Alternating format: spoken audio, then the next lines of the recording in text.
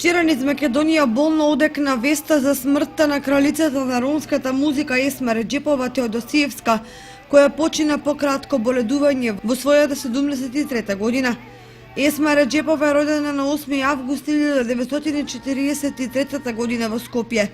Потекнува од сиромашно семејство, поради што уште од мали нозе мора да предонесува за екзистенција на семејството, презимајќи неразлични работни обврски.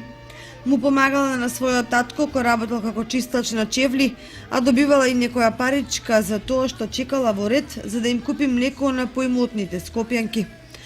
Незиниот живот добил нов тек благодарение на Стево Теодосиевски, кој кај неа препознал голем талент за пеење и ја поканил да се приклучи во неговиот ансамбл.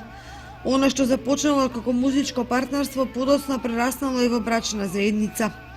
Есма и Стево беа во брак речиси 30 години, односно до неговата смрт во 1997 година. Во 1976 година на првиот фестивал на ромската музика и песна во Чандигар, Индија, таа официјално прогласена за кралица на ромската песна. Во 1992 година е прогласена за примадона на европското пеење. Два пати била номинирана за Нобелова награда за мир во 1987 година како кандидат на Црвениот крст на Југославија, а потоа како адут на Светската организација на ромите. Во 2013 година таа ја доби титулата национален уметник на Република Македонија. Есма ја користеше секоја прилика заедно со својот сопруг Стево Теодосиевски, а од 1997 година и без него да го посети Кочани, да се види со најблиските од неговото семејство, но и да подигне некој музички талент, за да го подигне на нозе и да го пробие на музичката сцена.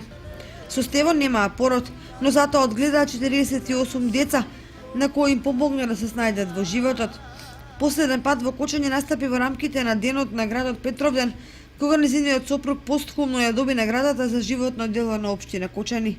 Соработката со Есма и ансамблот Теодосиевски датира повеќе од 40 на години.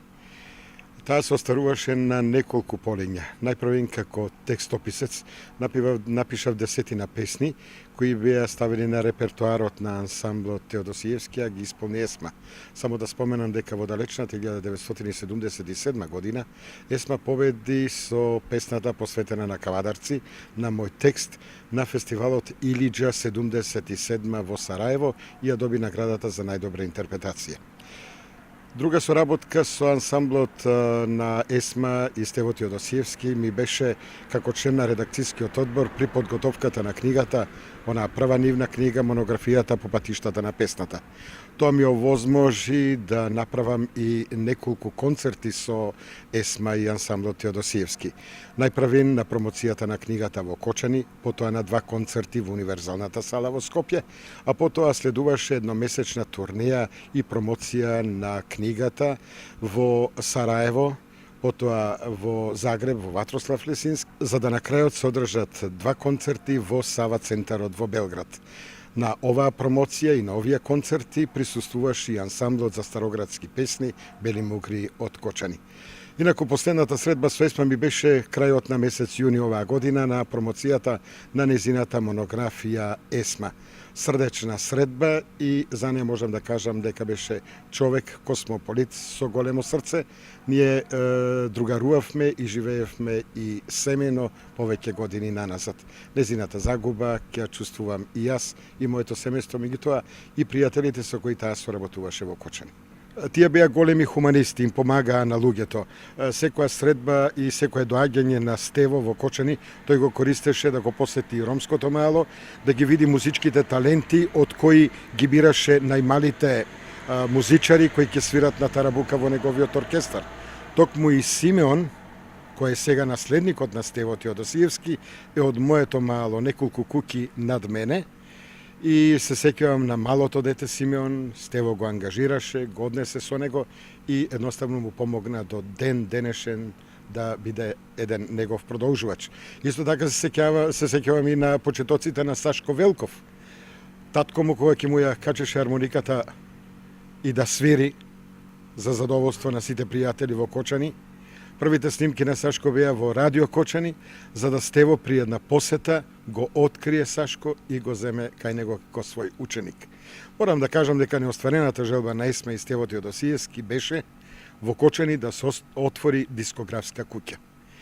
Тие на тогашното раководство на Кочани, преку директорот Симеон Серафимов на Радио Кочани, јас бев тогаш спикер во Радио Кочани, и ни понудија да инвестираат во отворање на дискографска куќа. Последна во Југославија беше Александровац кај Жупа. Тие сака и во Македонија да донесат дискографска куќа. Меѓутоа, што стана, какви недоразбирања беа, меѓутоа бев сведок на тие преговарања на кочанското раководство и иницијативата на Есме и Стево во Кочани да донесат дискографска куќа. Ке се пеат вечно незините песни и песните и музиката одсвирена на Стево Теодосиевски. Ја само да ги подсетам старите кочанчани на некогашното Радио Кочани. Точно во 10 часот почнуваше емисијата Поздрави и честитки на наши слушатели. Емисијата почнуваше со авизото Брегалница Оро токму на Стево Теодосиевски. Советот на град Скопје денеска одржа комеморативна седница за пејачката, текстописец, хуманитарка и советник во град Скопје Есма Реджепова Теодосиевска. Во салата на Советот ќе биде отворена и книга на жалост. Родена во Скопје на 8 август 1943 година, незината богата и меѓународна музичка кариера непрекинато траеше 55 години. Имаше репутација на светски уметник со повеќе од 8000 концерти, настапи на над 15 јазици, издадени 60 на албуми. Во мај 2013 година Есма Реджепова Теодосиевска ја представуваше Република Македонија на Евровизија во Малме со попејачот Владко Лозановски Лозано и песната Пред да се раздени. Во 58 годишната историја на евровизискиот натпревар прв пат една композиција делумно беше испеана на ромски јазик. Оваа година беше објавена монографија за неја и незиниот животен сопатник и музички соработник Стево Теодосиевски од публицистот Славе Николовски Катин со поддршка на Министерството за култура.